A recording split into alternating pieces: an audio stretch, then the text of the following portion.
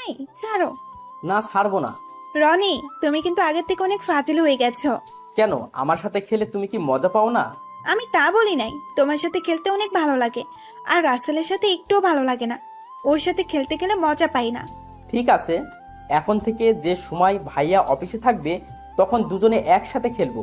হুম, ঠিকই বলেছ। ও তো আমার সাথে ঠিকভাবেই খেলতে পারে না। তুমি অনেক সুন্দর করে খেলতে পারো।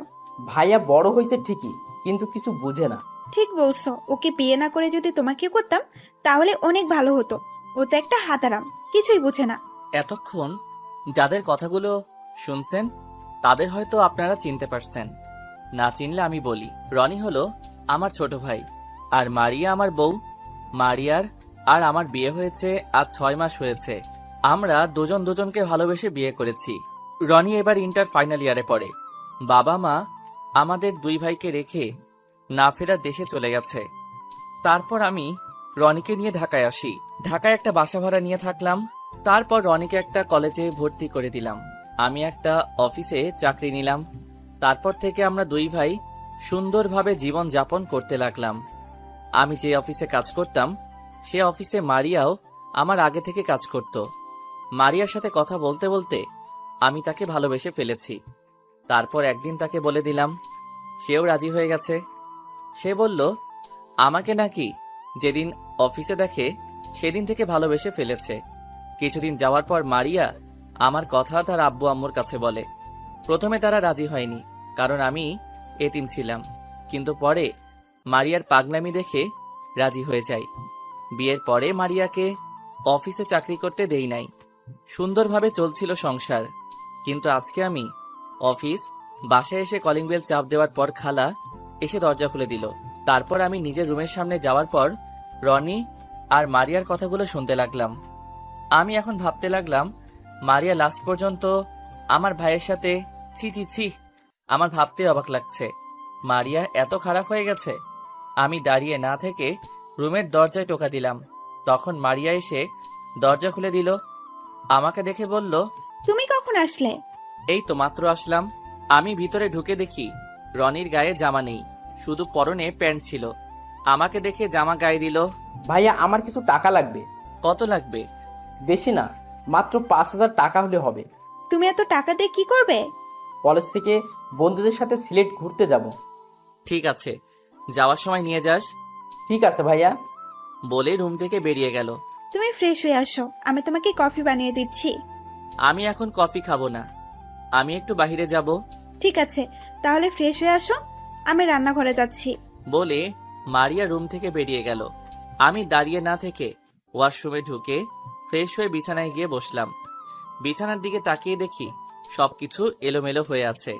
আমি মারিয়াকে অনেক বিশ্বাস করতাম, কিন্তু আজকে নিজের কানে যেগুলো শুনলাম এরপর থেকে ওর প্রতি বিশ্বাস উঠে গেছে। আমি কি এমন দোষ করছিলাম যার জন্য তুমি আমার সাথে এত বড় প্রতারণা করলে? আমি আর কোনো কিছু চিন্তা না করে বাহিরে চলে আসলাম। বাহিরে কিছুক্ষণ ঘোরাঘুরি করে বাসায় চলে আসলাম। বাসায় এসে কলিং বেল চাপ দেওয়ার পর মারিয়া এসে দরজা খুলে দিল।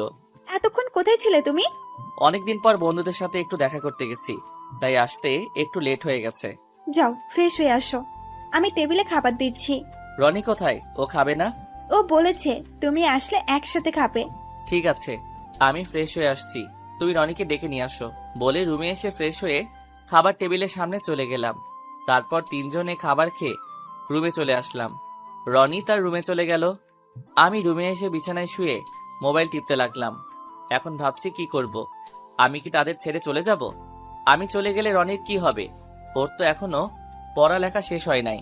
কিছুক্ষণ পর মারিয়া রুমে এসে দরজা বন্ধ করে আমার পাশে শুয়ে পড়ল আর আমাকে পিছন থেকে জড়িয়ে ধরল। আচ্ছা মারিয়া, তুমি আমাকে কতটুকু ভালোবাসো?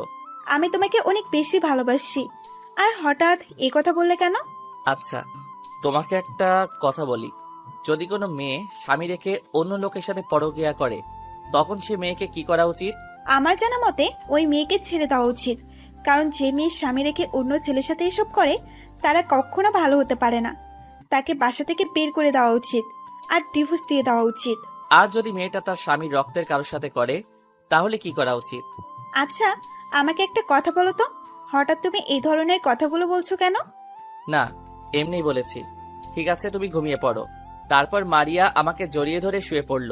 তার চেহারার দিকে তাকালে বোঝা যায় তার মতো নিষ্পাপ কোনো মেয়ে হয় না। আর রনির কথা কি বলবো, নিজের আপন ভাই হয়ে ওর ভাবির সাথে এরকম জঘন্য কাজ কিভাবে করতে পারলো। আর কোনো কিছু চিন্তা না করে ঘুমিয়ে পড়লাম। আজ 7 দিন পর অফিস থেকে বিকালে ছুটির পর আমি কোর্টে চলে গেলাম। তারপর ডিভোর্স পেপারটা নিয়ে বাসায় চলে আসলাম। ঠিকই ধরেছেন, আমি সব দিক দিয়ে চিন্তা করে দেখলাম মারিয়াকে আমি ডিভোর্স দিব। এই 7 দিনে আরো 2-3 বার এরকম দেখছি রনি মারিয়ার রুমে। তাদের কথা শুনে বুঝতে পারলাম তাদের মধ্যে কিছু একটা চলছে, তাই এই সিদ্ধান্ত নিতে বাধ্য হলাম। রাতে খাবার খেয়ে রুমে এসে বিছানায় শুয়ে পড়লাম। কিছুক্ষণ পর মারিয়া রুমে আসলো, এসে আমাকে জড়িয়ে ধরে শুয়ে পড়ল। মধ্যরাতে যখন মারিয়া ঘুমে বিভোর হয়ে আছে, তখন আমি বিছানা থেকে উঠে কাগজ নিয়ে 2টা চিঠি লিখলাম, একটা মারিয়ার জন্য আর একটা রনির জন্য। তাহলে শুনুন। প্রিয় মারিয়া, তোমার মতো মেয়েকে প্রিয় বলা মানায় না, তারপরেও বললাম, কারণ আমি তোমাকে অনেক বিশ্বাস করে ভালোবেসেছি। কিন্তু তুমি সেই বিশ্বাস রাখতে পারো নাই, শেষ পর্যন্ত কিনা তুমি আমার ছোট ভাইয়ের সাথে। ছি ছি ছি, আমার ভাবতেও অবাক লাগে তোমার মতো একটা খারাপ মেয়েকে ভালোবেসে বিয়ে করেছি। তুমি রনির সাথে কি কি করেছো আমি জানি, তাই তোমাকে ডিভোর্স দিতে বাধ্য হলাম। আমি সই করে দিচ্ছি, তুমিও সইটা করে দিও আর রনিকে বিয়ে করে নিও। আমার মতো ওর সাথে প্রতারণা করো না, এখন তুমি ছাড়া ওর কেউ নেই। দোয়া করি তোমরা দুজনে সুখী থাকো। ইতি, তোমার হতভাগা স্বামী। এই ছিল মারিয়ার জন্য চিঠি, আর রনির জন্য একটা লিখেছি। তাহলে শুনুন। প্রিয় ছোট ভাই আমার, আমি ভাবতে পারি নাই তুই আমার সাথে এরকম করবি। তুই লাস্ট পর্যন্ত তোর ভাবির সাথে। ছি ছি ছি, তোকে আমি কখনো মা বাবার বুঝতে দেই নাই, আর সেই কিনা তুই। থাক, আর বললাম না। আমি তোর মারিয়াকে ডিভোর্স দিয়ে দিচ্ছি, তুই ওকে বিয়ে করে সুখে থাকিস।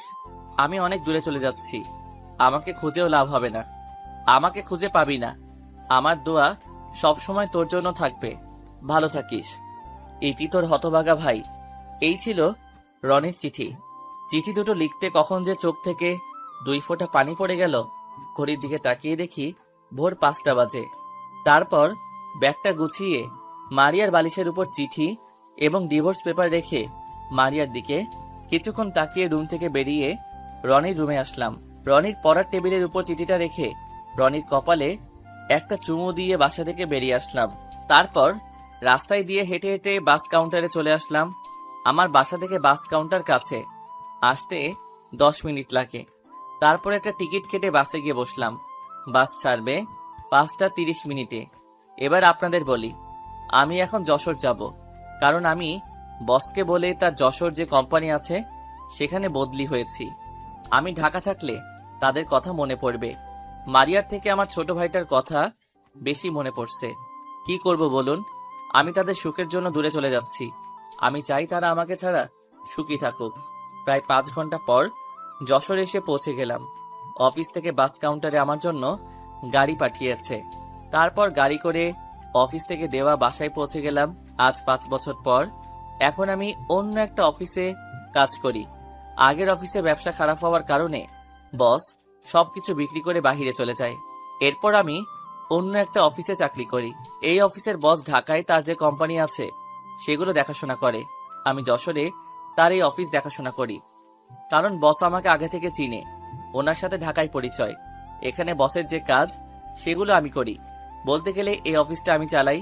এখন আর মারিয়া এবং ছোট ভাই রনির কথা তেমন মনে পড়ে না, কারণ সারাদিন কাজে বিজি থাকি। শুধু রাতে ঘুমাতে গেলে একটু মনে পড়ে। গতকাল অফিসে একটা নতুন ম্যানেজার আসবে, কারণ আমার অফিসের ম্যানেজার 7 দিন আগে মারা যায়। গতকাল বস আমাকে ফোন দিয়ে বলল অফিসের জন্য নতুন ম্যানেজার আসবে, আমি যেন তার সব কাজ বুঝিয়ে দেই। এই নতুন ম্যানেজার নাকি বসের বন্ধু দিয়েছে। তো যাই হোক, সকালে ঘুম থেকে উঠে ফ্রেশ হয়ে নাস্তা করে বাহিরে এসে গাড়ি নিয়ে অফিসে যেতে লাগলাম। আমার বাসায় একজন কাজের মেয়ে রাখছি, সে আমার সব কাজ করে দেয়। অফিসে আসার পর সবাই আমাকে দেখে দাঁড়িয়ে সালাম দিল। আমি সালাম নিয়ে তাদেরকে বসতে বললাম। নিজের কেবিনে এসে চেয়ারে বসে অফিসের কিছু ফাইল দেখতে লাগলাম। হঠাৎ একটা মেয়ে দরজায় দাঁড়িয়ে বলল, ভিতরে আসতে পারি? জি আসুন। মেয়েটা ভিতরে এসে টেবিলের সামনে দাঁড়িয়ে বলল, আমি ঢাকা থেকে এসেছি। আমাকে রফিক স্যার পাঠিয়েছে। ঠিক আছে, বসুন। আর আপনার সার্টিফিকেটগুলো দেন। এই যে নিন। যেই আমি মাথা উঁচু করে মেয়ের দিকে কাগজগুলো নিতে যাব, তখন মেয়েটাকে দেখে আমি মোটেও প্রস্তুত ছিলাম না। ঠিকই ধরেছেন মারিয়া, কিন্তু ও এখানে কিভাবে আসলো? তার মানে বস মারিয়াকে এই অফিসে ম্যানেজারের দায়িত্ব পালন করতে পাঠিয়েছে। মারিয়া হয়তো বিশ্বাস করতে পারছে না আমি এই অফিসে কাজ করি। মারিয়া আমাকে দেখে বলল, রাসেল, তুমি এখানে? তোমাকে আমি কত জায়গায় খুঁজেছি, কিন্তু কোথাও পাইনি। হ্যালো, এটা অফিস, আর আপনি আমার নাম ধরে ডাকছেন কেন?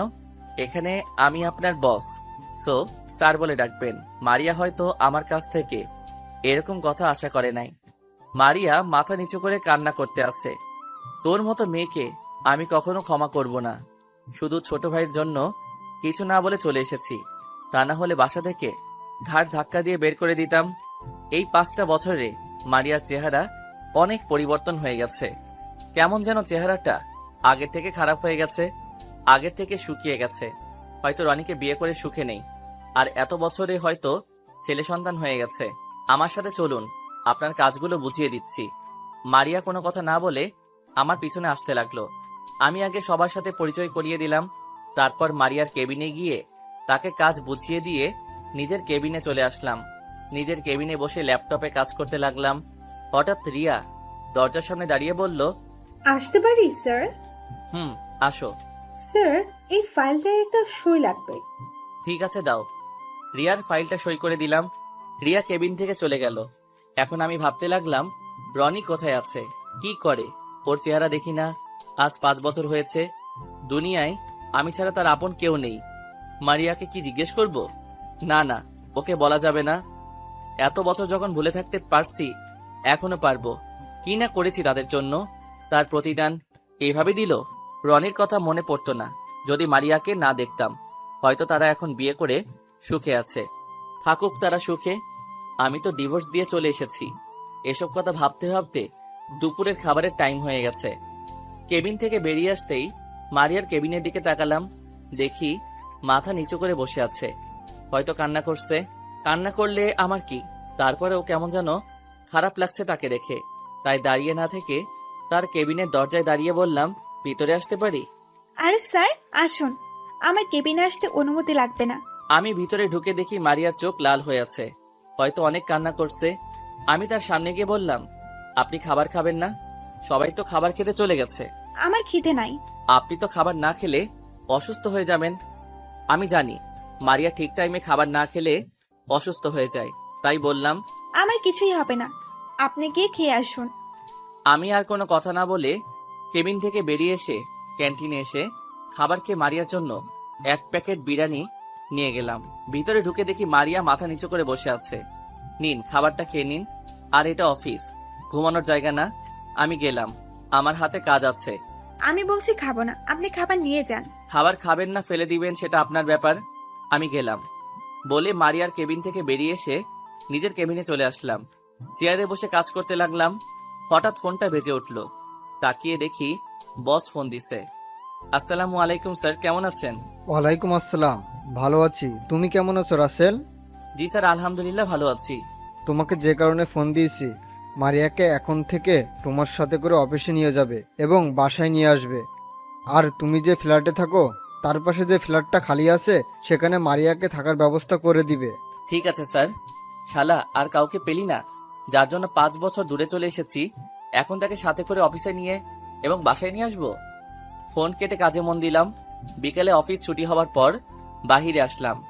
বাহিরে এসে দেখি মারিয়া দাঁড়িয়ে আছে। আমি গাড়ি বের করে তার সামনে গেলাম। গাড়িতে উঠুন।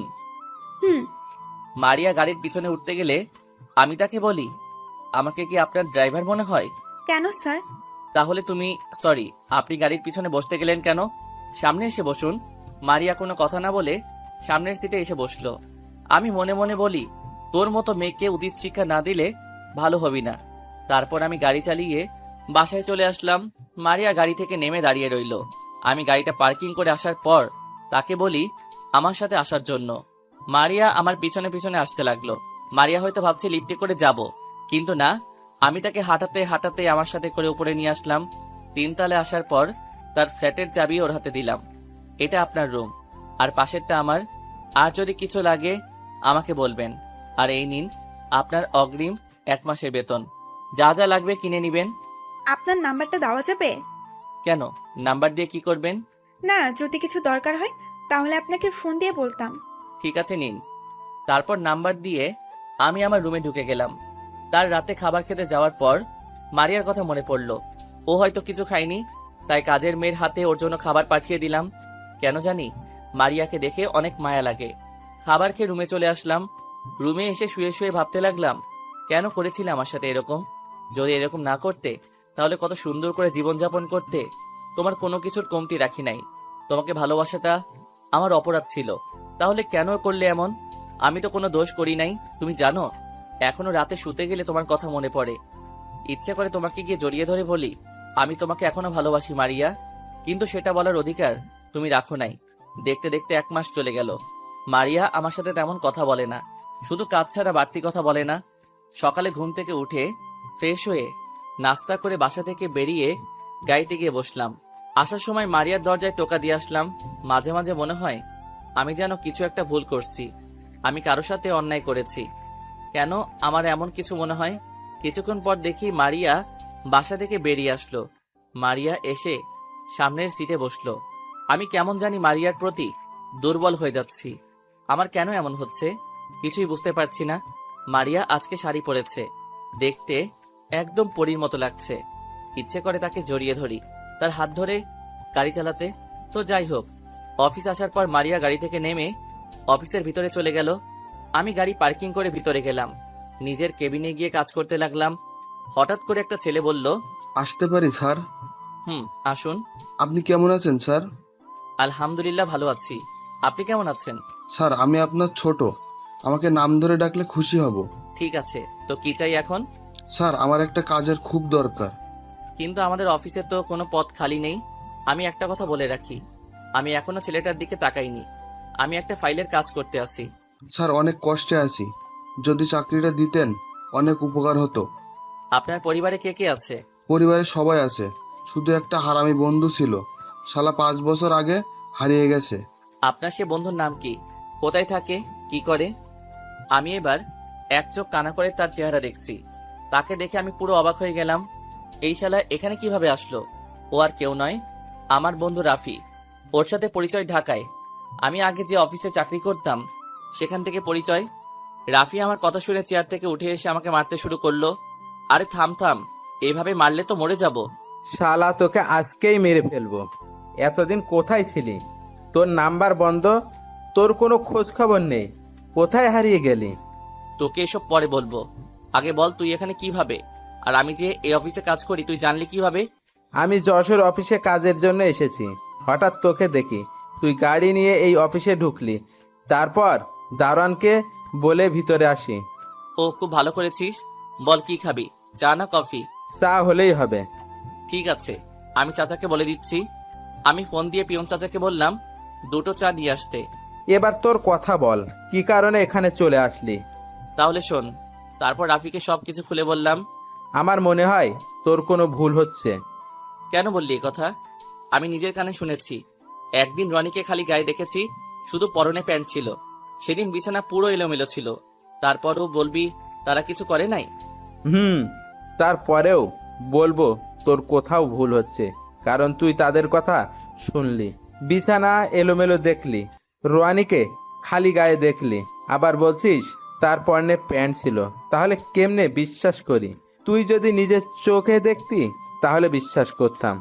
এখানে হয়তো তোর কোনো ভুল আছে। তুই যদি তাদের হাতে নাতে ধরতি তাহলে মানা যেত। তোর জিনিসটা ভালো করে যাচাই বাছাই করা দরকার ছিল। আর যেটা মনে হয়েছে সেটা বললাম, বাকি তোর বুঝ। তারপর রাফি আরো কিছুক্ষণ থেকে চলে গেল। আমি কিছুক্ষণ কাজ করে কেবিন থেকে বেরিয়ে মারিয়ার কেবিনের দিকে তাকালাম। ওর দিকে তাকিয়ে দেখি কার সাথে যেন ফোনে হেসে হেসে কথা বলছে। হয়তো রনির সাথে কথা বলছে। বিকেলে অফিস থেকে বাসায় যাওয়ার সময় মারিয়াকে জিজ্ঞেস করলাম, রনি এখন কি করে, কোথায় থাকে? কিছুদিন হয়েছে পড়ালেখা শেষ করেছে, এখন একটা অফিসে চাকরি করে। তার পড়ালেখার খরচ কিভাবে চলছে? আমি একটা অফিসে চাকরি নিচ্ছি, যা বেতন পেতাম তাতে সংসার চালিয়েছি। আর রনের পড়ালেখা চলছে। ও, আমি আর কোনো কথা বললাম না। বেশি কথা বললে তার মায়ায় পড়ে যাব।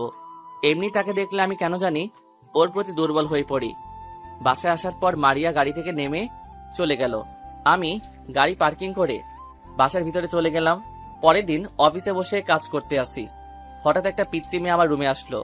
চেহারা দেখতে একদম মাশাআল্লাহ, অনেক সুন্দর।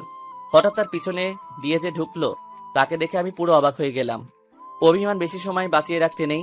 বহু বছর পর অভিমান ভাঙলে গিয়ে দেখবে যার সাথে অভিমান সে আর নেই, হয়তো দূরে কোথাও হারিয়ে গেছে। আর তখন সরি বলার সুযোগটুকুও হারিয়ে যাবে। কান্নার মতো গভীর কিছু নেই।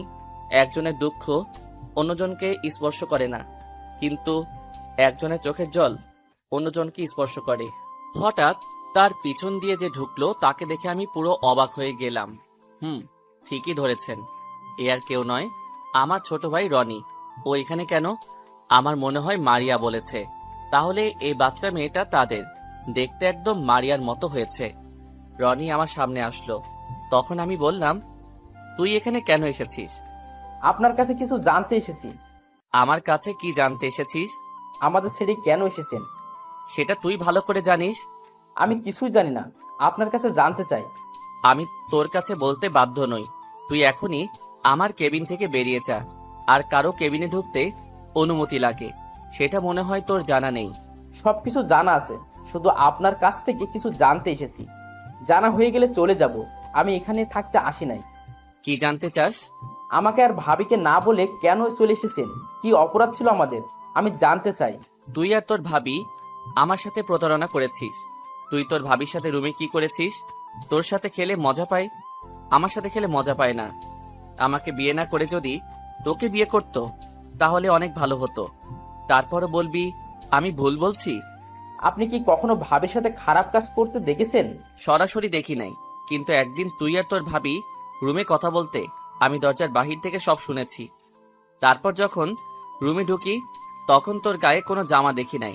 তুই আমাকে দেখে জামা গায়ে দিছস, আর দেখছি পুরো বিছানা এলোমেলো হয়ে আছে।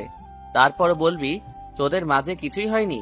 আমি একটা কথা বলি আপনাকে, মাঝে মাঝে চোখের দেখা ভুল হয়। মানে কি বলতে চাস তুই? আমি ভুল দেখছি? আপনি ভুল দেখছেন এবং ভুল শুনছেন। একটা কথা বলি, আমি ভাবিকে কখনো ওরকম চোখে দেখে নাই।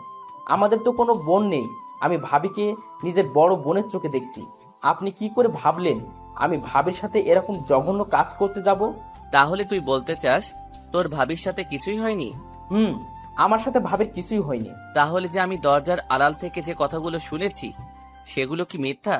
তোর শরীরে জামা ছিল না, তারপরে বলবি সব মিথ্যা? পুরো বিছানা এলোমেলো হয়েছিল, তারপরেও বলবি সবকিছু মিথ্যা? তারপরেও বলবো সবকিছু মিথ্যা। আপনি যে কথাগুলো শুনছেন। আচ্ছা, একটা কথা বলেন, আপনি ভাবির সাথে কি খেলা খেলে হেরে যেতেন সব সময়? আমি তার সাথে লুডো খেলায় হেরে যেতাম। ঠিকই ধরেছেন। আমিও ভাবির সাথে ওই সময় লুডো খেলেছিলাম। আমি কড়ি মারার পর ভোটের বাইরে চলে যাই, তখন ভাবি কড়িটা হাতে নিয়ে নেয়।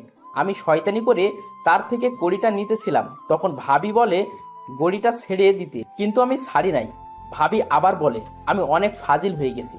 তাহলে যে তোর ভাবি তোকে বলল আমাকে বিয়ে না করে যদি তোকে বিয়ে করত তাহলে অনেক ভালো হতো। আর তোর শরীরে জামা ছিল না কেন? বিছানা এলোমেলো ছিল কেন? আমাকে বিয়ের কথা তো মজা করে বলেছে, আর আমার শার্টের বোতাম একটা খুলে পড়ে গেছে। ওই ভাবিকে বললাম বোতামটা লাগিয়ে দিতে, তারপর ভাবি বলল শার্টটা খুলে দিতে। আমি তাকে শার্টটা খুলে দিই, তারপর ভাবি বোতাম লাগিয়ে দেয়। আর বিছানা এলোমেলো হয়েছিল, কারণ লুডুর কড়িটা কাড়াকাড়ি করার সময় এলোমেলো হয়ে যায় বিছানা। তার মানে তোদের মাঝে কিছুই হয়নি। আমি খালি খালি সন্দেহ করে তোদেরকে ভুল বুঝলাম। আমার জিনিসটা ভালো করে যাচাই বাছাই করার দরকার ছিল। আমি না বুঝে এত বড় কাজ কিভাবে করলাম? একটা কথা বলি আপনাকে, ভাবি আপনাকে অনেক ভালোবাসে। আপনার চিঠিটা পড়ে ভাবি পুরো অবাক হয়ে যায়। তার থেকে আরো বড় অবাক হয় ডিভোর্স পেপার পেয়ে। তখন ভাবি আমার রুমে কান্না করতে আসে, আমার হাতে আপনার চিঠি আর ডিভোর্স পেপার দেয়। তখন আমি চিঠিটা পড়ে আমিও অবাক হয়ে যাই। হঠাৎ আমার টেবিলের ওপর একটা কাগজের ওপর চোখ যায়। চিঠিটা হাতে নিয়ে পড়তে থাকি, পড়ে আমি নিচে বসে যাই। তারপর ভাবি আর আমি অনেক কান্না করি, আপনাকে অনেক খোঁজাখুঁজি করি, কিন্তু কোথাও পাইনি। 2 মাস পর ভাবি একটা অফিসে চাকরি নেয় আর আমার পড়ালেখার খরচ চালায়। ভাবির কষ্ট দেখে আমিও কয়টা টিউশনি করাই। আস্তে আস্তে ভাবির প্রমোশন হয়। তারপর থেকে সব টিউশনি ছেড়ে দিই। অনেক কষ্টে পড়ালেখা শেষ করে এখন একটা অফিসে চাকরি করি। আল্লাহ দিলে বেতন মোটামুটি ভালো। আমার মুখ দিয়ে আর কোনো কথা বের হচ্ছে না, শুধু চোখ দিয়ে অশ্রু ঝরে পড়ছে। আজ নিজের ভুলের কারণে এত কিছু হয়েছে। মারিয়া কি এখন আমাকে ক্ষমা করবে? তার তো কোনো দোষ নেই, সব দোষ আমার। তোর সাথে এই মেয়েটা কে? এ হচ্ছে তোমার মেয়ে রাইসা। তুমি বাসা থেকে চলে আসার 2 মাসের মাথায় হঠাৎ ভাবি মাথা ঘুরে পড়ে যায়। তখন ভাবিকে হাসপাতালে নিয়ে যায়। ডাক্তার বলল ভাবি নাকি মা হতে চলেছেন। তখন অনেক খুশি হয়েছি, কিন্তু তোমার কথা মনে পড়তেই মনটা খারাপ হয়ে গেল। আমি আর কোনো কথা না বলে রাইসাকে কোলে নিয়ে পুরো মুখে চুমু দিতে লাগলাম। তারপর রাইসাকে কোল থেকে নামিয়ে দিয়ে রনির কাছে গেলাম। যখনই রনির পা ধরতে যাব, তখন রনি আমাকে ধরে ফেলে। এটা আপনি কি করছেন? আমি অনেক বড় ভুল করে ফেলেছি, তুই আমাকে ক্ষমা করে দে। আমি না বুঝে তোদের ভুল বুঝেছি। আমি আর কখনো এমন ভুল করব না, আমাকে ক্ষমা করে দে। আমি তোমাকে ক্ষমা করে দিছি। তুমি যখন নিজের ভুল বুঝতে পেরেছো, এটাই অনেক। আর বড় ভাই কি কখনো ছোট ভাইয়ের পা ধরে ক্ষমা চাইতে পারে? তোমাকে ফিরে পেয়েছি, এটাই অনেক। এখন মারিয়া কি আমাকে ক্ষমা করবে আমি যে ভুল করেছি? শোনো ভাইয়া, ভাবি এই 5টি বছর অনেক কষ্টে কাটিয়েছে। শুধু তোমার অপেক্ষা এখনো পড়ে আছে। তুমি ভাবির কাছে ক্ষমা চেয়ে নাও, দেখবে ভাবি তোমাকে ক্ষমা করে দিবে। ঠিক আছে, আমি এখনই যাচ্ছি। ঠিক আছে, তাহলে আমি চলে যাই। আগামীকাল অফিস আছে, একদিনের ছুটি নিয়ে এসেছি। ভাবি এতদিন তোমার কথা বলে নাই, হঠাৎ গতকাল বলেছে, তাই অফিস থেকে ছুটি নিয়ে রাইসাকে সাথে করে নিয়ে এসেছি। আমি চলে যাই। ভাবি তোমাকে ক্ষমা করে দিলে ঢাকায় চলে এসো। তুই তো কিছুই খেলি না। আজকে এমনি খুশিতে সব খিদে চলে গেছে। তুমি ভাবিকে আপন করে নিয়ে আসো, তখন তো একসাথে খাবো। আর কোনো কথা না বলে রনি কেবিন থেকে বেরিয়ে গেল। আমি রাইসাকে কোলে নিয়ে কপালে চুমু দিয়ে মারিয়ার কেবিনে গেলাম। কেবিনে ঢুকে দেখি মারিয়া কার সাথে যেন মোবাইলে হেসে হেসে কথা বলছে। আমাকে ঢুকতে দেখে ফোন কেটে দিল। আর আমার কোলে রাইসাকে দেখে চেয়ার থেকে উঠে এসে আমার কোল থেকে নিয়ে গেল। আমি সাথে সাথে মারিয়ার পা জড়িয়ে ধরে বলতে লাগলাম, মারিয়া, তুমি আমাকে ক্ষমা করে দাও। আমি বুঝতে পারি নাই, আমি না দেখে তোমার সাথে অনেক বড় অন্যায় করেছি। প্লিজ তুমি আমাকে ক্ষমা করে দাও। আমি কথা দিচ্ছি আর কখনো এমন করব না।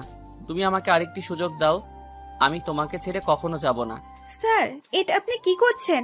আমার মতো খারাপ মেয়ে হয় না। আমি একটা প্রতারক, ধোঁকাবাজ, যে নিজের দেবরের সাথে খারাপ কাজ করতে পারি। সে মেয়ের কাছে কেন ক্ষমা চাইছেন? আমি বুঝতে পারি নাই, আমার দরকার ছিল আগে জিনিসটা যাচাই বাছাই করার, কিন্তু আমি কিছুই না করে তোমাদেরকে সন্দেহ করছি। প্লিজ এবারের মতো মাফ করে দাও। আপনি জানেন, এই মনে শুধু আপনার জন্য ঘর সাজিয়েছি, আপনাকে অনেক ভালোবেসেছি, কিন্তু তার ফল আপনি কি দিলেন? আমাকে ডিভোর্স দিলেন। আপনি জানেন, যখন বলেছিলেন আমি রনের সাথে খারাপ কাজ করেছি, তখন মনে হয়েছে আমার মাথায় যেন আকাশ। এক ফোঁটা চোখের পানি ঝরার চেয়ে এক ফোঁটা রক্ত ঝরা অনেক ভালো, কারণ এক ফোঁটা রক্ত বের হতে হালকা ব্যথা লাগে, আর এক ফোঁটা চোখের জল পুরো হৃদয় ছিঁড়ে বের হয়। আমরা কি আবার আগের মতো করে শুরু করতে পারি না? সে অধিকার আপনি রাখেন নাই। যদি আগের মতো করে শুরু করতে চাইতেন, তাহলে আমাকে কখনো ডিভোর্স দিতে পারতেন না। আপনি আমার কেবিন থেকে বেরিয়ে গেলে খুশি হব। আমি আর কোনো কথা না বলে মারিয়ার কেবিন থেকে বেরিয়ে গেলাম। কান্না করতে করতে পুরো জামা ভিজে গেছে। নিজের কেবিনে এসে চেয়ারে বসে কান্না করতে লাগলাম। আমি তোমাকে আপন করে নিব মারিয়া, তুমি যত কষ্ট দাও, অপমান করো, আমি কিছু বলবো না। তুমি মনে করছো আমি কষ্ট পাইনি, আমিও পেয়েছি। আজ আমার ভুলের জন্য এত কিছু হয়েছে। ওয়াশরুমে ঢুকে ফ্রেশ হয়ে কাজে মন দিলাম, কিন্তু কোনোভাবে কাজ করতে পারছি না, তাই কেবিন থেকে বেরিয়ে গেলাম।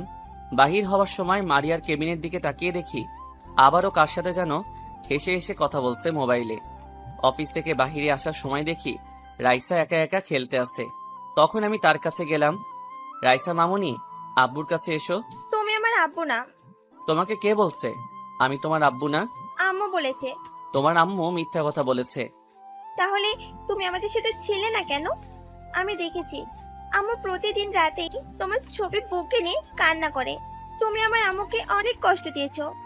আমি তোমাকে আব্বু বলে ডাকবই না কখনো। আমার ভুল হয়ে গেছে মামুনি, তোমার এই বাবাকে মাফ করে দাও। যদি আম্মু তোমাকে মাফ করে দেয় তাহলে আমিও তোমাকে মাফ করে দেব আর আব্বু বলেও ডাকবো। এ কথা বলে রাইসা মারিয়ার কেবিনে চলে গেল। এখন নিজেকে শেষ করে দিতে ইচ্ছে করছে। আজ আমার ভুলের জন্য আমার মেয়েও রাগ করে আছে। আল্লাহ, তুমি বলে দাও এখন আমি কি করব? নিজের মেয়ের মুখে বাবা ডাকটা শুনতে পেলাম না। আমি একজন পাপী। আজ আমার জন্য এত কিছু হয়েছে। আমি অফিস থেকে বাইরে এসে গাড়ি নিয়ে একটা পার্কে চলে গেলাম। একটা নিরিবিলি জায়গায় বসে চোখের পানি ফেলতে লাগলাম। মারিয়াকে অনেক কষ্ট দিয়েছি, তাই এখন আমার উপর অভিমান করে আছে। হঠাৎ একটা জায়গায় চোখ পড়ল। রিয়ার মতো মেয়েকে দেখে একটা ছেলেকে জড়িয়ে ধরে বসে আছে। আমি তাদের সামনে গেলাম। রিয়া আমাকে এখানে হয়তো আশা করে নাই। স্যার আপনি এখানে? এমনি আসলাম, অফিসে ভালো লাগছে না, তাই পার্কে আসলাম। তা তুমি আজকে অফিসে যাও নাই কেন?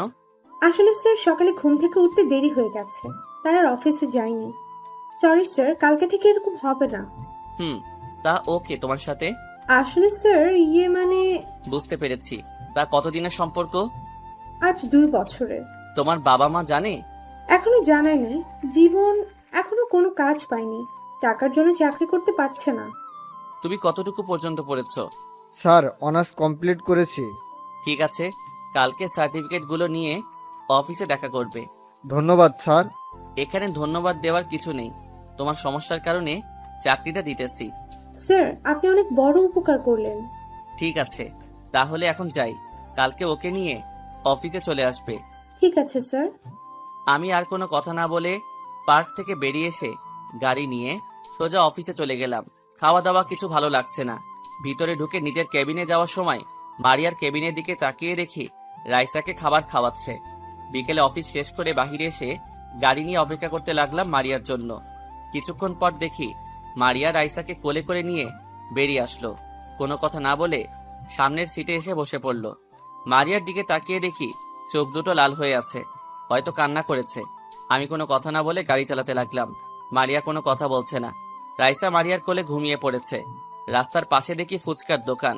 মারিয়া আবার ফুচকা খেতে পছন্দ করে, তাই মারিয়াকে বললাম, মারিয়া চলো ফুচকা খেয়ে আসি। আমি খাবো না, আপনার খেতে মন চাইলে গিয়ে খেয়ে আসেন। আমার মনটা খারাপ হয়ে গেল। আমি আবার গাড়ি চালাতে লাগলাম। কিছুক্ষণ পর বাসায় এসে পৌঁছে গেলাম। ভিতরে ঢুকে আমি গাড়ি পার্কিং করলাম। রাইসাকে আমার কোলে দাও। ধন্যবাদ আপনাকে, আমি তাকে কুলে নিয়ে যেতে পারবো। মারিয়া, এমন কথা বলো না, আমার অনেক কষ্ট হয়। রাইসা যেমন তোমার মেয়ে তেমন আমারও মেয়ে।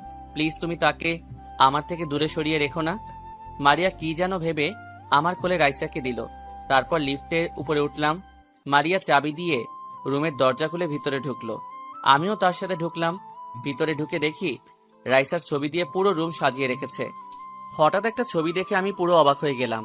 আপনারা কি ভাবছেন, আমার ছবি? আরে না, আমার বাবা মার ছবি, যেটা আমি সবসময় আমার রুমের টেবিলের উপর রাখতাম। কিন্তু বাসা থেকে বেরিয়ে আসতে মনে ছিল না আনতে। আমি মারিয়ার রুমে গিয়ে রাইসাকে বিছানায় শুয়ে দিলাম। তখন মারিয়া বলল, ধন্যবাদ আপনাকে। ধন্যবাদ কেন?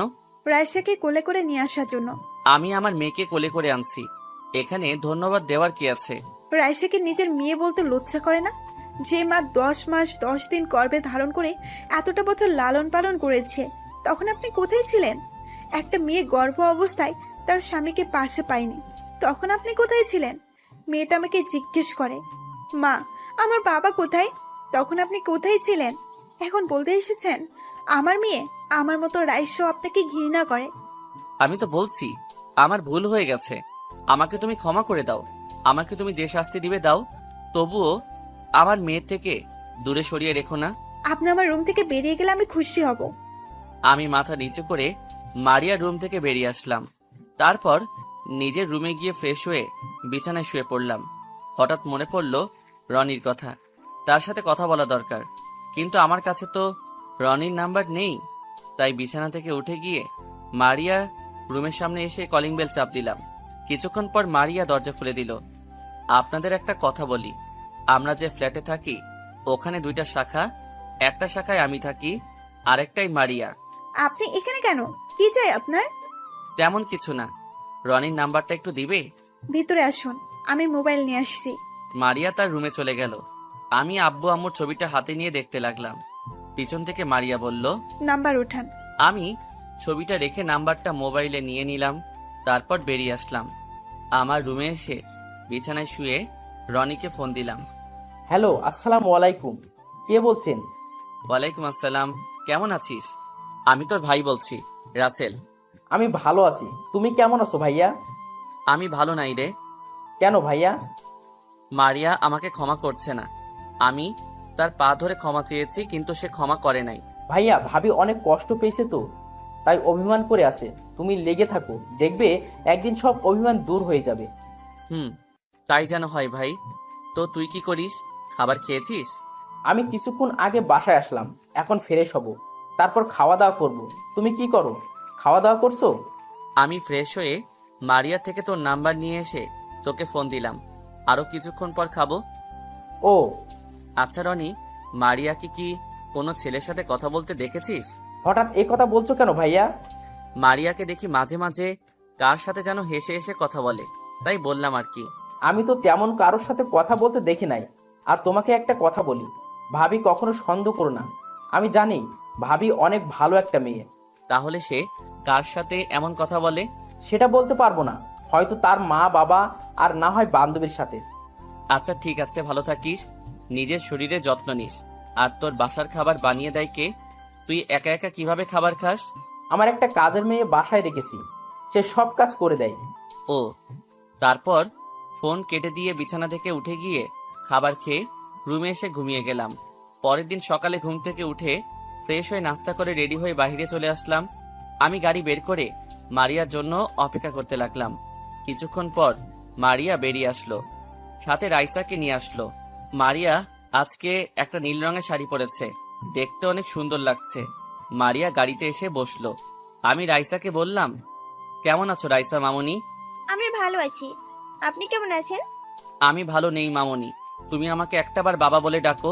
কখনো না, আমার বাবা নেই, মাই আমার কাছে সবকিছু। আমি তোমাকে ঘৃণা করি। মারিয়া অন্যদিকে তাকিয়ে আছে, সে কোনো কথা বলল না। নিজের চোখ দিয়ে 2 ফোঁটা পানি পড়ে গেল। চোখের পানি মুছে গাড়ি চালাতে লাগলাম। কিছুক্ষণ পর অফিসে পৌঁছে গেলাম। মারিয়া আর রাইসা গাড়ি থেকে নেমে ভিতরে চলে গেল। আমি গাড়ি পার্কিং করে অফিসের ভিতরে চলে গেলাম। নিজের কেবিনে গিয়ে চেয়ারে বসে কাজ করতে লাগলাম। অনেক কাজ জমে গেছে। কিছুক্ষণ পর দেখি রিয়া দরজায় দাঁড়িয়ে বলল, আসতে পারি স্যার? আসো। আমি তাকিয়ে দেখি রিয়ার সাথে জীবন এসেছে। বসো, আর তোমার সার্টিফিকেটগুলো দাও। এই নিন। আমি জীবনের সার্টিফিকেটগুলো দেখলাম। সার্টিফিকেটগুলো দেখে বুঝলাম জীবন অনেক মেধাবী ছাত্র ছিল। তোমার সার্টিফিকেট দেখে বুঝলাম তুমি অনেক মেধাবী ছাত্র ছিলে। তুমি যদি চাও আজকে থেকে অফিসে জয়েন করতে পারো। রিয়ার পাশেই তোমার কেবিন। অনেক বড় উপকার করলেন আপনি স্যার। আপনার এই ঋণ কখনো শোধ করতে পারবো না। ঋণ শোধ করতে হবে না, ঠিকমতো কাজ করবে, নিজের অফিস মনে করবে। আর তোমার বেতন এখন বর্তমানে 25,000 টাকা। কাজ দেখে পরে বাড়িয়ে দেওয়া হবে। ঠিক আছে স্যার, আর আমি আজকে থেকে জয়েন করতে চাই। ঠিক আছে রিয়া, তুমি জীবনকে তোমার পাশের কেবিনে নিয়ে যাও আর তার কাজ বুঝিয়ে দাও। ঠিক আছে স্যার, তুমি আসো আমার সাথে। জীবন আর রিয়া কেবিন থেকে বেরিয়ে গেল। আমি আবার কাজ করতে লাগলাম। এইভাবে দেখতে দেখতে 1 মাস চলে গেল। আমি অনেকভাবে মারিয়ার কাছে ক্ষমা চেয়েছি, কিন্তু মারিয়া আমাকে ক্ষমা করে নাই। আগে তো মোটামুটি কথা বলতো আমার সাথে, কিন্তু এখন কাজ ছাড়া তেমন কথা বলে না। আর মাঝে মাঝে একটা ছেলেকে দেখি তার কেবিনে আসতে যেতে। আমি কিছু বললে আমার কথার কোনো উত্তর দেয় না। আমি তার সাথে কথা না বলতে পারলে অনেক কষ্ট হয়। কেন জানি মারিয়াকে আমি হারিয়ে ফেলবো মনে হয়। না, এটা হতে দিব না। আমি মারিয়াকে হারাতে পারবো না। আমি ওকে ছাড়া বাঁচতে পারবো না। আমার জীবনে মারিয়াকে আবার চাই। রাইসা আমার সাথে টুকটাক কথা বলে, কিন্তু এখনো আব্বু বলে ডাকে নাই। পরের দিন সকালে ঘুম থেকে উঠে ফ্রেশ হয়ে নাস্তা করে রেডি হয়ে নিচে এসে গাড়ি বের করে বসে আছি। কিছুক্ষণ পর মারিয়া রাইসাকে নিয়ে বেরিয়ে আসলো। এই মেয়েটাকে আমাকে পাগল করে দিবে। আজকেও মারিয়াকে অনেক সুন্দর লাগছে, কিন্তু অবাক করার বিষয় হলো মারিয়া আজকে গাড়িতে উঠছে না, বাহিরে দাঁড়িয়ে আছে। তখন আমি বললাম, কি ব্যাপার, তুমি দাঁড়িয়ে আছো কেন? গাড়িতে ওঠো। আপনি চলে যান, আকাশ আমাকে অফিসে দিয়ে আসবে। এই আকাশ ছেলেটাকে? আমি ওকে ভালোবাসি। আরো 1 মাস পর আমাদের বিয়ে। আপনাকে দাওয়াত দিব, কিন্তু এখনো বিয়ের কার্ড বানানো হয়নি। কার্ড বানানো হলে পেয়ে যাবেন। আমি বিশ্বাস করি না, তুমি কাউকে ভালোবাসতে পারো না। আমি তোমাকে কারো হতে দিব না। তুই শুধু আমার কোন অধিকারে জোর করছেন আপনি? ভালোবাসার অধিকারে। প্লিজ মারিয়া, তুমি এমনটা করো না। আমি বাঁচবো না তোমায় ছাড়া। আমি আপনার কোনো কথা শুনতে চাই না। আকাশ ছেলেটা অনেক ভালো। তার বাবা বাইরে গেছে অফিসের কাজের জন্য, আসতে কিছুদিন লেট হবে। উনি আসলে বিয়ে হবে। প্লিজ মারিয়া, আমার একটা ভুলের জন্য তুমি আমাকে ছেড়ে চলে যাবে? আপনি এখন আসতে পারেন। আকাশ কিছুদিনের মধ্যে চলে আসবে। বলতে না বলতেই হাজির হয়ে গেছে আকাশ। আকাশ গাড়ি নিয়ে এসেছে। দেখে মনে হচ্ছে অনেক বড় লোক, আর চেহারা অনেক সুন্দর। মারিয়া রাইসাকে নিয়ে সামনের সিটে গিয়ে বসলো। তারপর তারা গাড়ি চালিয়ে চলে গেল। আমি আর কোনো কিছু না ভেবে তাদের পিছনে যেতে লাগলাম। কিছুটা দূরে যাওয়ার পর দেখি আকাশ গাড়ি থামিয়ে একটা দোকান থেকে 2টা আইসক্রিম আর কিছু চকলেট নিয়ে গাড়িতে উঠে চলে গেল। আজ পর্যন্ত আমি কিছু খাওয়াতে পারি নাই আমার মেয়েকে। নিজের একটা ভুলের কারণে আজ এত কিছু হয়েছে। না, আমি পারবো না। অনেকবার ক্ষমা চেয়েছি, আর না, তার পা পর্যন্ত ধরেছি অনেকবার, তারপরও ক্ষমা করে নাই। যদি আমাকে সত্যিকারের ভালোবাসতো তাহলে ক্ষমা করে দিত। এখন থেকে আমিও তাকে দেখিয়ে দেখিয়ে মেয়েদের সাথে কথা বলবো। আরে ভাই, অভিনয় করব। দেখবো মারিয়া কোনো কিছু করে নাকি। আমি আর কোনো কথা চিন্তা না করে চোখের পানি মুছে গাড়ি নিয়ে অফিসে চলে গেলাম।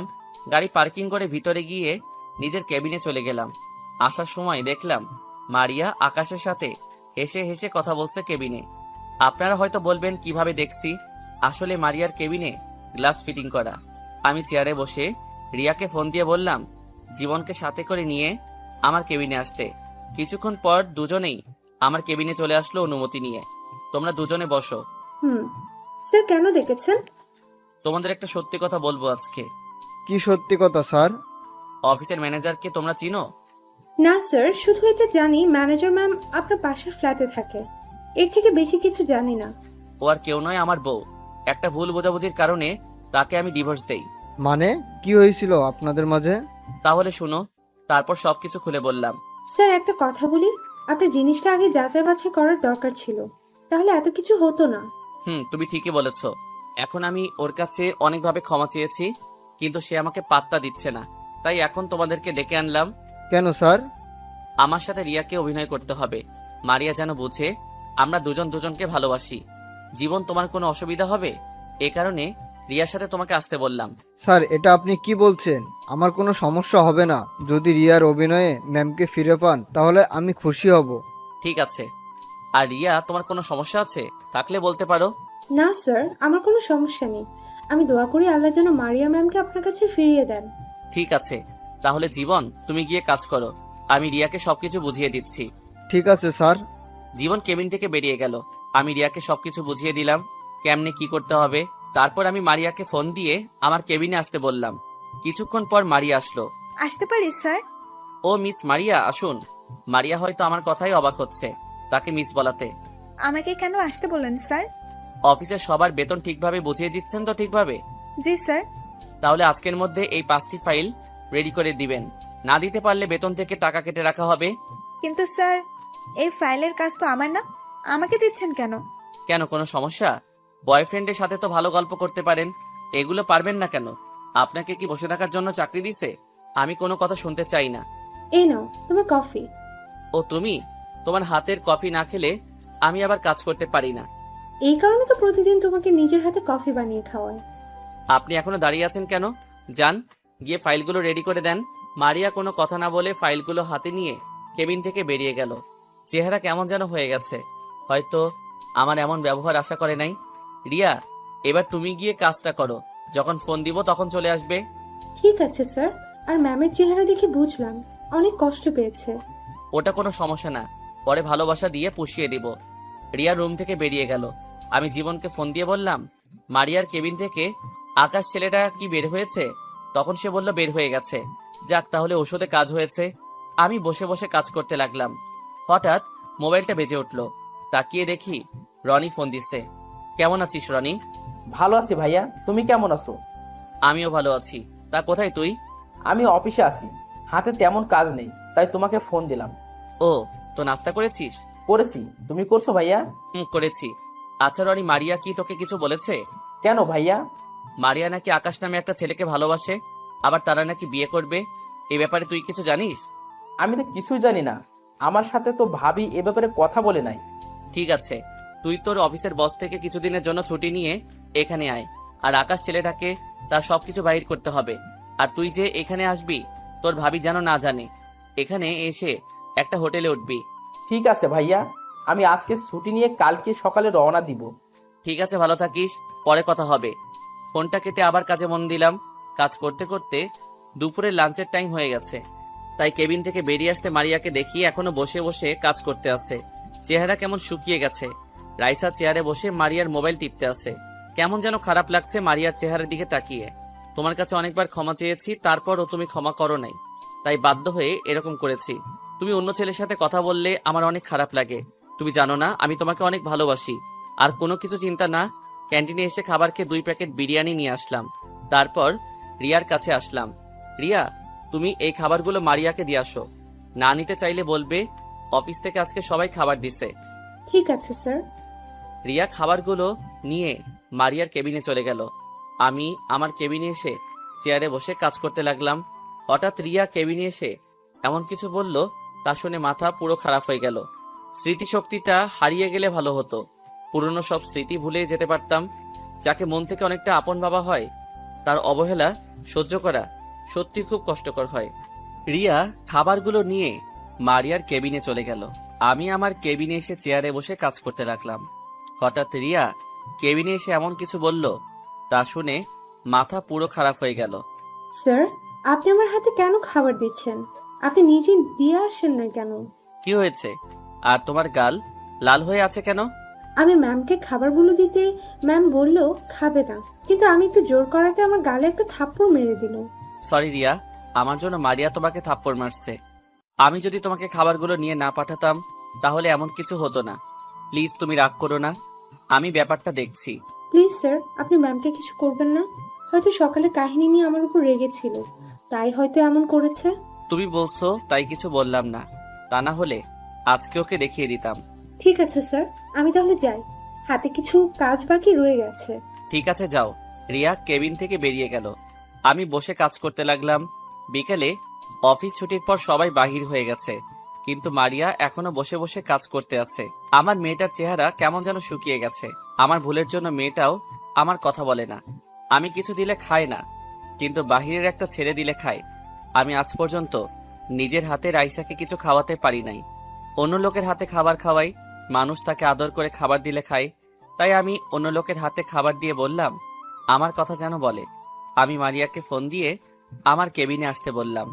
কিছুক্ষণ পর মারিয়া কেবিনে আসলো। মিস মারিয়া, ফাইলগুলো কোথায়? অফিস তো অনেকক্ষণ আগে শেষ হয়েছে, সবাই চলে গেছে। ফাইলগুলো দেন। স্যার, আমার শরীরটা কেমন খারাপ লাগছে, আর আজকে মাত্র 2টা রেডি করছি। আমি কথা দিচ্ছি কালকে বাকি 3টা রেডি করে দিব। মারিয়ার চেহারার দিকে তাকিয়ে দেখি চোখ মুখ লাল হয়ে আছে, আর চেহারা কেমন শুকিয়ে গেছে। মনে হয় সকাল থেকে কিছু খাইনি।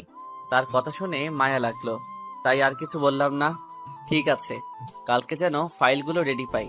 জি স্যার। তা আপনার বয়ফ্রেন্ড আসবে নিতে, নাকি আমার সাথে যাবেন? ও, এখন বয়ফ্রেন্ড বলে কি হবে? কিছুদিন পর তো বিয়ে হবে। যখন বিয়ে হবে তখন দেখা যাবে, আর আমি আজকে আপনার সাথে যাব। ঠিক আছে, আপনি বাহিরে অপেক্ষা করুন, আমি আসতেছি। মারিয়া কোনো কথা না বলে চলে গেল। আমি একটা কাজ করে অফিস থেকে বেরিয়ে আসলাম।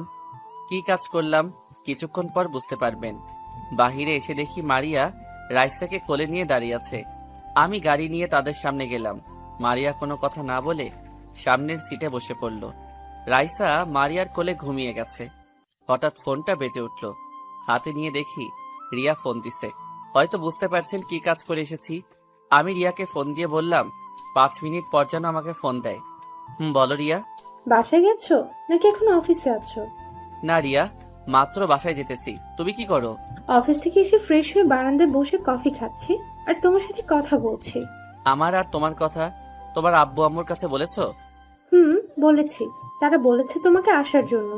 ঠিক আছে, আমি কালকে যাব অফিস শেষ করে। এতক্ষণ মারিয়া চুপ করে আমার আর রিয়ার কথা শুনছে। হয়তো বুঝতে পারছে আমি রিয়াকে ভালোবাসি, তাই বাহিরের দিকে তাকিয়ে চোখের পানি ফেলাচ্ছে। আরো কিছু কথা বলে ফোনটা রেখে দিলাম। বাসায় আসার পর মারিয়া রাইসাকে কোলে নিয়ে যাওয়ার সময় আমি বললাম রাইসাকে আমার কোলে দাও। আমি নিতে পারবো, কারোর সাহায্য দরকার নেই বলে চলে গেল। আমি আর দাঁড়িয়ে না থেকে উপরে চলে আসলাম। তাহলে ঔষধে কাজ করতে আছে। রুমে এসে ফ্রেশ হয়ে খাওয়া দাওয়া করে ঘুমিয়ে গেলাম। হঠাৎ সকালবেলা ফোনের শব্দে ঘুমটা ভেঙে গেল। মোবাইল হাতে নিয়ে দেখি রনি ফোন দিছে। বল রনি। ভাইয়া, তুমি কি এখনো ঘুমিয়ে আসো? হুম। ঘুমের থেকে ওঠো। আর আমি গতকাল রাতে রওনা দিছি। এখন আমি তোমার বাসা থেকে কিছুটা দূরে দাঁড়িয়ে আছি। তুই আমাকে ফোন দিলি না কেন? তোমাকে ফোন দিছি অনেক, কিন্তু তুমি ফোন ধরো নাই। সরি রে, মোবাইলটা বালিশের নিচে ছিল। রাতে শোয়ার সময় বাহির করছি, কিন্তু চালাই নাই। আচ্ছা বাদ দাও, তুমি রেডি হয়ে বেরিয়ে আসো। আর আমি দেখতে আসি তোমার বাসার সামনে একটা গাড়ি দাঁড়িয়ে আছে। ওইটা কি আকাশের গাড়ি? আমি বিছানা থেকে উঠে বাহিরে তাকিয়ে দেখি আকাশ গাড়ি নিয়ে অপেক্ষা করতে আছে। এটাই আকাশের গাড়ি। ওকে, তুমি চিন্তা করো না, আমি আজকের ভিতরে সবকিছু বের করব। ঠিক আছে, আর তুই চেহারা ঠেকে রাখিস যাতে তোকে চিনতে না পারে। ওটা তোমাকে বলতে হবে না। আচ্ছা, ভাবি রাইসাকে নিয়ে বেরিয়ে এসেছে। আমি এখন তাদের গাড়ি প্রো করব, তারপর তোমাকে জানাবো। রাখি। ফোন কেটে দেওয়ার পর আমি বিছানা থেকে উঠে ফ্রেশ হয়ে নাস্তা করে বাইরে এসে গাড়ি নিয়ে অফিসে চলে গেলাম। গাড়ি পার্কিং করে ভিতরে গেলাম। নিজের কেবিনে যাওয়ার আগে মারিয়ার কেবিনের ভিতরে তাকালাম। আজকে আর আকাশ ছেলেটা নেই। আমি নিজের কেবিনে চলে আসলাম। চেয়ারে বসে কাজ করতে লাগলাম। কাজ করতে করতে দুপুরে লাঞ্চের টাইম হয়ে গেছে। তারপর কেবিন থেকে বেরিয়ে আসতে মারিয়ার কেবিনের দিকে তাকিয়ে দেখি মারিয়া রাইসাকে নিয়ে খাবার খাচ্ছে। আজকে মারিয়াকে দেখে কেমন যেন খুশি খুশি লাগছে। আমার অনেক ভালো লাগছে। মারিয়া মনমরা হয়ে থাকলে আমার কাছে অনেক খারাপ লাগে। আমি চাই মারিয়া সবসময় হাসি খুশি থাকুক। ক্যান্টিনে এসে খাবার খেয়ে নিজের কেবিনে চলে আসলাম। বসে বসে কাজ করতে লাগলাম। হঠাৎ দরজায় দাঁড়িয়ে রনি বলল, ভিতরে আসতে পারি স্যার? আরে রনি, তুই ভিতরে আয়। সব খবর নিয়ে এসেছি আকাশের। আগে কাউকে দিয়ে আমার জন্য খাবার নিয়ে আসো। দুপুরে খাবার এখনো খাইনি। আকাশের পিছনে দৌড়াতে দৌড়াতে খাবার খাওয়া হয়নি। কি বলছিস তুই? আগে বলবি না? তুই গিয়ে ফ্রেশ হয়ে আয়, আমি পিয়ন চাচাকে দিয়ে খাবার নিয়ে আসছি। রনি ওয়াশরুমে ঢুকে ফ্রেশ হয়ে আসলো, আর আমি পিয়ন চাচাকে ফোন দিয়ে বললাম ক্যান্টিন থেকে 1 প্যাকেট বিরিয়ানি নিয়ে আসতে। কিছুক্ষণ পর চাচা খাবার নিয়ে আসলো। রনি খাওয়া শুরু করলো। খাওয়া দাওয়া শেষ করে রনি বলল, মারিয়াকে কিছু বলেছে? ও কি বলবে? রাসেল ভাইকে কষ্ট দিতে গিয়ে নিজেই কষ্ট পাচ্ছে।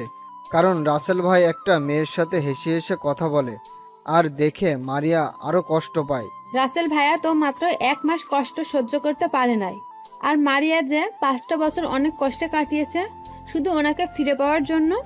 মারিয়ার চোখে পানি দেখলে নিজের থেকে অনেক খারাপ লাগে। মেয়েটা অনেক কষ্ট পেয়েছে। দোয়া করি মারিয়া যেন তাড়াতাড়ি রাসেলকে আপন করে নিতে পারে। রাসেল তো মনে করেছে মারিয়া তোমাকে ভালোবাসে, কিন্তু সে এটা জানে না মারিয়া তাকে কষ্ট দেওয়ার জন্য তোমার সাথে অভিনয় করছে। তুমি ঠিক বলছো বিধি। রাসেল হয়তো জানে না আমি মারিয়ার বান্ধবীর বয়ফ্রেন্ড, মানে তোমার বয়ফ্রেন্ড। ঠিকই বলেছো। এই ছিল তাদের মধ্যে কথা। তার মানে মারিয়া আমাকে কষ্ট দেওয়ার জন্য আকাশের সাথে অভিনয় করে যাচ্ছে। অফিসে বসে কথা বলছে, ফোনে তার সাথে হেসে হেসে কথা বলছে। আমি তো মারিয়ার কাছে অনেকবার ক্ষমা চেয়েছি, তার পা পর্যন্ত ধরেছি। ভাবি তোমাকে বোঝাতে চাইছে কষ্ট জিনিসটা কেমন। ভাবি তো 5টি বছর কষ্ট পেয়ে এসেছে। ওর সব কষ্ট এখন থেকে আমি মাথা পেতে নিব। ঠিক আছে, আমি ভাবির কাছে গেলাম। রাইসাকে দেখি না, অনেক দিন হয়েছে। ঠিক আছে, যা। রনি কেবিন থেকে বেরিয়ে গেল। আমি কাজে মন দিলাম। আর ওইদিকে রনি মারিয়ার কেবিনের দরজায় দাঁড়িয়ে বলল, আসতে পারি ম্যাম? আরে রনি, তুমি ভেতরে আসো। রনি ভিতরে ঢুকে রাইসাকে কোলে নিয়ে বলল, আমার চাচ্চুটা কেমন আছে? তুমি অনেক পচা চাচ্চু, আমাকে তুমি দেখতে আসো না, তোমার সাথে কথা বলবো না।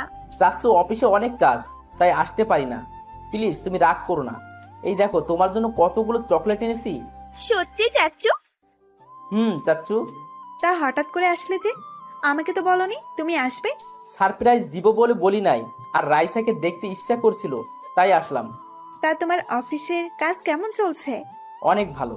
আচ্ছা ভাবি, একটা কথা শুনেছি, কথাটা কি সত্য নাকি? কি কথা শুনেছ? ভাইয়ার কাছে শুনলাম তুমি নাকি আকাশ নামে একটা ছেলেকে ভালোবাসো, আরো 1 মাস পর নাকি বিয়ে করবে তাকে। মারিয়া রনির কথা শুনে হাসতে লাগলো। তখন রনি আবার বলল, ভাবি তুমি হাসছো যে? তোমার কথা শুনে না হেসে পারলাম না। মানে বুঝলাম না। তাহলে শোনো, আমি রাসেলকে কষ্ট দেওয়ার জন্য এই কথা বলেছি। আকাশ হলো আমার বান্ধবী তিথির বয়ফ্রেন্ড। আমি তাদের সাথে কথা বলে এরকম প্ল্যান করি। তুমি ভাবলে কি করে রাসেলকে ছাড়া আমি অন্য কাউকে ভালোবাসবো? রাসেল আমার এখনো পুরো হৃদয় জুড়ে আছে। আমি তাকে কখনোই ভুলতে পারবো না। ভাইয়া তো সত্যি মনে করেছে, তাই আমাকে ঢাকা থেকে ফোন করে নিয়ে আসলো আর আকাশকে তার সব খবর বাহির করতে। সকাল থেকে দুপুর পর্যন্ত আকাশের পিছনে যেতে সবকিছু জানতে পারলাম, তাই তোমার কাছে আবার শুনতে চাইলাম। তারপর মারিয়া যেটা বলল আমি তো অবাক হয়ে গেলাম। তাহলে রিয়া ছোট্ট একটা ভুলের কারণে যে অজুহাত দেখিয়ে চলে যায়, সে কখনো পাশে থাকার যোগ্য নয়। মিথ্যা আশ্বাস দিয়ে কাউকে সাময়িক আনন্দ দেওয়ার চেয়ে সত্য বলে কষ্ট দেওয়া অনেক ভালো। তারপর মারিয়া যেটা বলল আমি তো অবাক হয়ে গেলাম। তার মানে রিয়া সবকিছু বলে দিছে। আর আমি এটাও জানি রিয়া রাসেলের সাথে অভিনয় করছে আমাকে দেখানোর জন্য। রিয়া সকালে অফিসে আসার পর আমাকে সবকিছু খুলে বলেছে। তাহলে তুমি ভাইয়াকে মেনে নিচ্ছ না কেন? ভাইয়া তো তোমার কাছে ক্ষমা চেয়েছে, সে নিজের ভুল বুঝতে পেরেছে। তাকে এত তাড়াতাড়ি ক্ষমা করে দিই কিভাবে? আমি অনেক কষ্ট পেয়েছি, তাই তাকে ক্ষমা করি নাই। কিন্তু তাকে কষ্ট দিয়ে নিজেও কষ্ট পাই, তাই কিছুদিনের মধ্যে আপন করে নিব। কিছুদিন কেন? সেটা সময় হলে জানতে পারবে। আমি বুঝি না তোমার ভিতরে কি চলছে। শুধু একটুই বলবো, ভাইয়াকে আপন করে নাও। আমি জানি তুমি ভাইয়াকে ডিভোর্স দাওনি, তোমার কথা রাখতে এখন আমি ভাইয়াকে কিছু বলি নাই। তুমি কি করে ভাবলে আমি রাসেলকে ডিভোর্স দিব? আমি ওকে আমার জীবনের চেয়েও অনেক ভালোবাসি। ঠিক আছে, তাহলে আমি চলে যাই, দরকার হলে ফোন দিও। আম্মু, একটা কথা বলি, রাগ করবে না তো?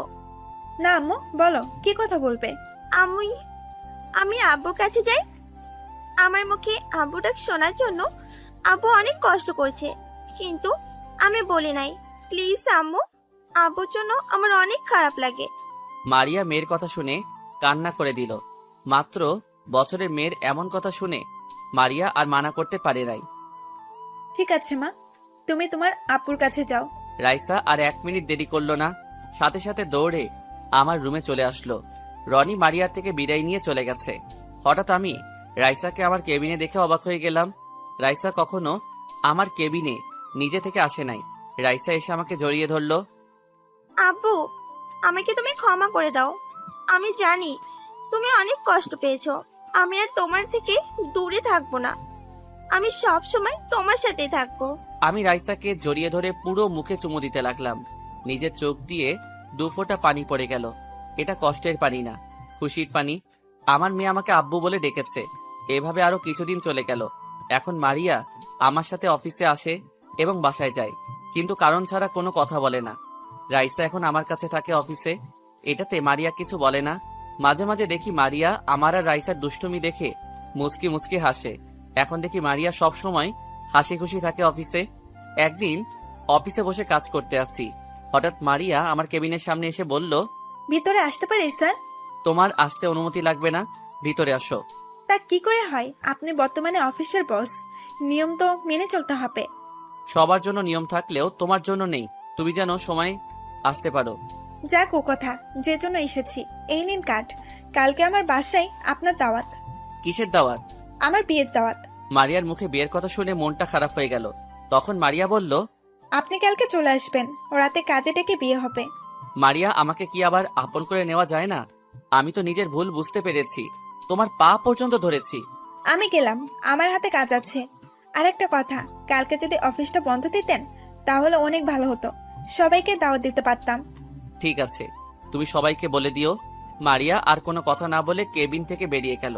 কথাটা বলতে অনেক কষ্ট হয়েছে। মারিয়া যদি কালকে বিয়ে করে তাহলে আমিও এই দুনিয়া ছেড়ে চলে যাব। রাইসা এতক্ষণ আমার কোলে ছিল। আপু, তুমি কান্না করছো কেন? তুমি কান্না করো না, তুমি কান্না করলে আমার অনেক খারাপ লাগে। তোমার আম্মু আমাকে ছেড়ে অন্য কাউকে বিয়ে করবে, আমি কান্না না করে পারি আম্মু? তুমি কান্না করো না, দেখবে সবকিছু ঠিক হয়ে যাবে। কি ঠিক হবে আম্মু? তোমার আম্মু তো বলেছে কালকে বিয়ে করবে। বিয়ে করবে বলেছে, কিন্তু এখনো তো করে নাই। কালকে আগে আসুক, তারপর দেখা যাবে। দেখি কি হয়। বিকেলে অফিসের কাজ শেষ করে গাড়ি নিয়ে আমি আর রাইসা বসে আছি। কিছুক্ষণ পর দেখি মারিয়া বেরিয়ে আসলো। দেখে মনে হচ্ছে অনেক খুশি, কিন্তু আমার বুকটা ফেটে যাচ্ছে। মারিয়া আমাকে ছেড়ে অন্য ছেলেকে বিয়ে করবে। আপনাদের একটা কথা বলতে ভুলে গেছি, মারিয়া আমাকে যে কার্ডটা দিছে আমি ওটা এখনো খুলে দেখি নাই, কারণ মারিয়ার কথা শুনে দুনিয়া অন্ধকার হয়ে গেছে। মারিয়া সামনের সিটে এসে বসলো। রাইসা আমার কোলে বসে আছে। আমি গাড়ি চালাতে লাগলাম। মারিয়াকে বলতে ইচ্ছে করছে, প্লিজ মারিয়া, তুমি বিয়েটা করো না। আমি তোমাকে অনেক ভালোবাসি। আমি তোমাকে ছাড়া বাঁচতে পারবো না। কিন্তু মারিয়া আমার কথা শুনবে না। মারিয়া কাকে বিয়ে করছে, ছেলেটা কে তা আমি জানি না। কিছুক্ষণ পর বাসায় এসে পৌঁছে গেলাম। মারিয়া রাইসাকে আমার কোল থেকে নিয়ে চলে গেল। আমি গাড়ি পার্কিং করে নিজের রুমে চলে আসলাম। রুমে এসে বিছানায় শুয়ে চোখের পানি ফেলতে লাগলাম। হঠাৎ রনির কথা মনে হলো, তাই রনিকে ফোন দিলাম। কিন্তু অবাক করার বিষয় হলো রনির মোবাইল বন্ধ। বিপদের সময় রনির মোবাইলও বন্ধ। কোনো রকম রাতটা না খেয়ে পার করলাম। সকালে ঘুম থেকে উঠে ফ্রেশ হয়ে বাহিরে চলে আসলাম। সারাদিন বাহিরে কাটিয়ে বাসায় আসলাম। বাসার সামনে আসার পর দেখি পুরো বাসাটা সাজিয়ে রেখেছে। আমি ভিতরে ঢুকে নিজের রুমে চলে আসলাম। রুমে এসে বিছানায় শুয়ে পড়লাম। সারাদিন কিছু খাইনি। হঠাৎ দরজায় কে যেন ধাক্কাতে লাগলো। আমি ভিতর থেকে বললাম, কে? আব্বু, আমি রাইসা, দরজা খুলো। রাইসার কথা শুনে বিছানা থেকে উঠে দরজা খুলে দিলাম। রাইসার দিকে তাকিয়ে দেখি তাকে অনেক সুন্দর করে সাজিয়ে দিচ্ছে। আব্বু, তুমি এখনো রেডি হও নাই? কিছুক্ষণ পরেই অনুষ্ঠান শুরু হয়ে যাবে, সবাই চলে এসেছে। আমার ভালো লাগছে না আম্মু, তুমি যাও। তোমার জন্য একটা সারপ্রাইজ আছে, তাড়াতাড়ি রেডি হয়ে আসো। কি সারপ্রাইজ আম্মু? আগে তুমি রেডি হয়ে আসো। কান্না করতে করতে পুরো মুখটা ফুলিয়ে ফেলেছে। কি করব বলো আম্মু? তোমার আম্মু আমাকে ছেড়ে অন্য ছেলেকে বিয়ে করতেছে। আমি নিজের চোখে তোমার আম্মুর বিয়ে কিভাবে দেখব? আগে তুমি রেডি হয়ে আসো, আমি তোমার জন্য অপেক্ষা করতেছি। কালকে থেকে তো অনেক কষ্টে চোখের পানি ঝরছে, আজকে খুশিতে ঝরবে। যাও, তাড়াতাড়ি রেডি হয়ে আসো। আমি রাইসার কথা শুনে ভাবনায় পড়ে গেলাম। খুশিতে চোখের পানি ঝরবে মানে? যদি মারিয়া অন্য ছেলেকে বিয়ে করে তাহলে আমি নিজেকে শেষ করে দিব। তারপর ওয়াশরুমে গিয়ে ফ্রেশ হয়ে রেডি হয়ে রাইসার সাথে মারিয়ার বাসায় গেলাম। ভিতরে ঢুকে দেখি অফিসে সবাই এসেছে। আমাকে দেখে সবাই সালাম দিল। হঠাৎ একজনকে দেখে অবাক হয়ে গেলাম। রনি এখানে, তাকে ফোন দিলাম কিন্তু ফোন বন্ধ ছিল। ও আসবে আমাকে তো বলল না। রনিকে দেখে মনে হচ্ছে অনেক খুশি, কিন্তু আমার বুকটা ফেটে যাচ্ছে। রনি আমাকে দেখে সামনে আসলো। ভাইয়া, তোমার আসতে এত দেরি কেন? আগে বল, তোর মোবাইল বন্ধ কেন? ভাবি বলেছে মোবাইল বন্ধ করে রাখতে। কেন? সেটা কিছুক্ষণ পর বুঝতে পারবে। আসো আমার সাথে। কোথায় যাব আমি? গেলেই বুঝতে পারবে। আমি আর কোনো কথা না বলে রনির সাথে যেতে লাগলাম। রনি আমাকে একটা রুমে নিয়ে গেল। রুমের ভিতরে ঢুকে দেখি মারিয়া। রনি আমাকে রেখে চলে গেল। মারিয়া আগে গিয়ে দরজা বন্ধ করে আসলো। তারপর মারিয়া যেটা করলো তার জন্য মোটেও প্রস্তুত ছিলাম না। কি ভাবছেন, খারাপ কিছু? আরে না। মারিয়া আমাকে জড়িয়ে ধরে কান্না করে দিল। এই মারিয়া, তুমি কান্না করছো কেন? আমাকে তুমি ক্ষমা করে দাও, তোমাকে অনেক কষ্ট দিয়েছি। আমি তোমাকে কষ্ট দিতে চাইনি, কিন্তু অভিমান ছিল তোমার উপর। তাই তুমি এতবার ক্ষমা চাবার পরও ক্ষমা করি নাই। আমি জানি তোমার অনেক কষ্ট হয়েছে। প্লিজ, তুমি আমাকে ক্ষমা করে দাও। কথা দিচ্ছি, আমি তোমাকে আর কখনো কষ্ট দিব না। সারা জীবন তোমার বুকে থাকবো, কখনো কষ্ট দিব না। তুমি আমাকে ক্ষমা করে দাও। আমার নিজের ভুলের জন্য আজ এত কিছু হয়েছে। আমি যদি জিনিসটা যাচাই বাছাই করতাম তাহলে এত কিছু হতো না। তুমি তো মাত্র 2 মাস কষ্ট দিছো, আর তুমি আমার জন্য 5টি বছর কষ্ট পেয়েছো। 2 মাস কষ্ট পেয়ে বুঝেছি আপন কেউ দূরে গেলে কতটা কষ্ট পেতে হয়। তুমি আমাকে ক্ষমা করে দাও। আমি আর কখনো তোমাকে ভুল বুঝবো না। আমাকে আরেকটি সুযোগ দাও, দেখবে ভালোবাসা দিয়ে সব কষ্ট দূর করে দিব। তোমাকে আমি আবার কি সুযোগ দিব? তুমি তো এখন আমার স্বামী। মানে? তুমি তো বলেছিলে আমাকে ডিভোর্স দিছো, এখন আমি আবার তোমার স্বামী হলাম কেমন করে? আরে পাগল, আমি তো ডিভোর্স পেপারে সই করি নাই। তুমি আমাকে ছেড়ে চলে আসার পর আমি ডিভোর্স লেটার ছিঁড়ে ফেলেছি। তার মানে তুমি এখনো আমার স্ত্রী? হুম। তাহলে বললে যে আজকে তোমার বিয়ে? আরে হাদারাম, তুমি একটাবার কার্ডটা খুলে দেখেছো? তোমাকে কার্ডটা দেবার পর তুমি যখন বলেছো কিসের কার্ড, তখন মাথায় একটা বুদ্ধি আসলো, তাই বললাম বিয়ের কার্ড। তখন তোমার মুখটা দেখার মতো ছিল, পরে ভাবলাম আজকে তা পুষিয়ে দেব। তাহলে আমাকে কিসের দাওয়াত দিলে? তোমার মনে আছে আজকে কত তারিখ? আজকে তো 22 তারিখ। কেন বলো তো? তুমি ভালো করে মনে করতে থাকো, আজকে এইটা কিসের দিন। আমি তখন চিন্তায় পড়ে গেলাম, কিসের দিন হতে পারে, মনে পড়ছে না। তখন মারিয়া আবার বলল, আরে আজকে তোমার জন্মদিন। তুমি দেখি তোমার জন্মদিনের কথা ভুলে গেছো। আমি কখনো ভুলি নাই, প্রতি বছর তোমার জন্মদিন পালন করতাম তোমাকে ছাড়া। তাই আজকে ছোট্ট করে একটা অনুষ্ঠান করলাম, তোমার অফিসের সবাইকে দাওয়াত দিলাম। আমি সাথে সাথেই মারিয়াকে জড়িয়ে ধরে কান্না করে দিলাম। মেয়েটা আমাকে এত ভালোবাসে, আমি কি করে পারলাম ওকে ডিভোর্স দিতে? এখন নিজেকে নিজেই শেষ করে দিতে ইচ্ছে করছে। আর কান্না করতে হবে না, চলো সবাই বাইরে তোমার জন্য অপেক্ষা করতে আসছে। আমি চোখের পানি মুছে মারিয়ার সাথে রুম থেকে বেরিয়ে সবার সামনে গেলাম। আমি তাকিয়ে দেখি রিয়া, জীবন তারাও এসেছে। আরো দুজনকে দেখলাম, তারা আর কেউ নয়, আকাশ আর বিথি। মারিয়া আমায় ধরে কেকের সামনে নিয়ে গেল। রাইসা আমার আর মারিয়ার মাঝখানে দাঁড়িয়েছে, রনি আমার পাশে, আর আকাশ আর বিথি মারিয়ার সাথে দাঁড়িয়ে। তারপর আমি কেক কাটলাম, সবাই আমাকে উইশ করলো। আমি প্রথমে রাইসাকে খাইয়ে দিলাম, তারপর রনিকে খাইয়ে দিলাম, তারপর আরো অনেককে খাইয়ে দিলাম। সবাই মজা করতে আছে। রাইসা আমার কোলে বসে আছে, মারিয়া আমার ঘাড়ে মাথা দিয়ে সবার নাচ গান উপভোগ করতে আছে। হঠাৎ রনি আমার সামনে এসে একটা চেয়ার নিয়ে বসলো। কি ভাইয়া, সারপ্রাইজ কেমন দিলাম? আমি জীবনে ভাবতে পারিনি এমন সারপ্রাইজ দিবি। এটা আমরা কিছু করি নাই, সবকিছু ভাবি করছে। গতকাল ভাবি আমাকে সবকিছু খুলে বলেছে, আর মোবাইল বন্ধ করে রাখতে বলেছে।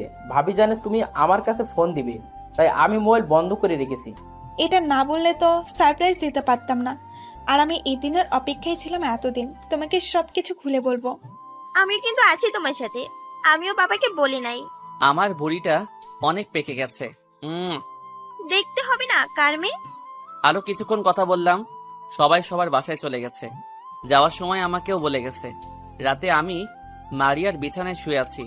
কিছুক্ষণ পর দেখি মারিয়া রাইসাকে সাথে করে নিয়ে আসলো।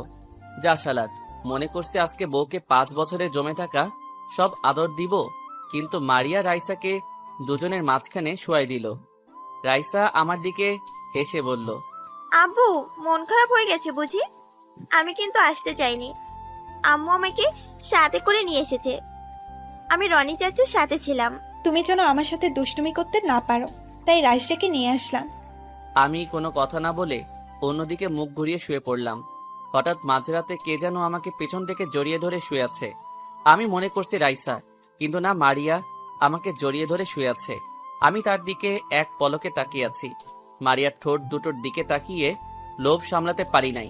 যেই না মারিয়ার ঠোঁটের দিকে ঠোঁট নিয়ে গেলাম, হঠাৎ মারিয়া বলে উঠল, জড়িয়ে ধরতে পারো, কিস করতে পারো, তবে বেশি ভেতরে এখন যেতে পারবে না।